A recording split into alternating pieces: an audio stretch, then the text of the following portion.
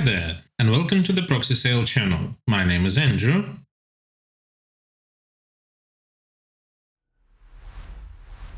To start off, let's launch the browser. You can add a proxy in two ways, through the Proxy Settings tab during profile creation or by going to the IP Proxies section, Proxies list. We will set it up using this example. There is an option to create a single proxy or do a batch import. To add a single proxy, click on Create Proxy and you'll enter the Settings menu. You can use the Quick Input option. The correct format you can now see on your screen. Format proxy type, :2/, host, port, username, password. Or you can perform manual configuration. Choose the proxy type between HTTP, HTTPS, SOCKS 5 and enter the proxy data such as IP address and port numbers. If it's a free proxy, there is nothing more to do, but if it's private, add the username and password in the designated fields and leave a note if needed. Below you can also select the IP lookup channel. After entering all the data, you can check the proxy's functionality by clicking on Checking Proxy. Once all the data is entered, confirm the settings. That's it. These proxies will appear as saved when creating a profile in the future. Now, when launching a profile, DICloak will ensure a secure and anonymous internet connection. Let me remind you that your work as well as your accounts may be at risk if you operate with free proxies that can be found on a network. Such proxies do not have guarantees of anonymity and security. We recommend a reliable and trusted provider, proxysale.com, which will allow you to get proxies of any location with guaranteed anonymity and security for working on a network. The link will be in the description. Don't forget to hit the like and subscribe buttons. See you in the next video.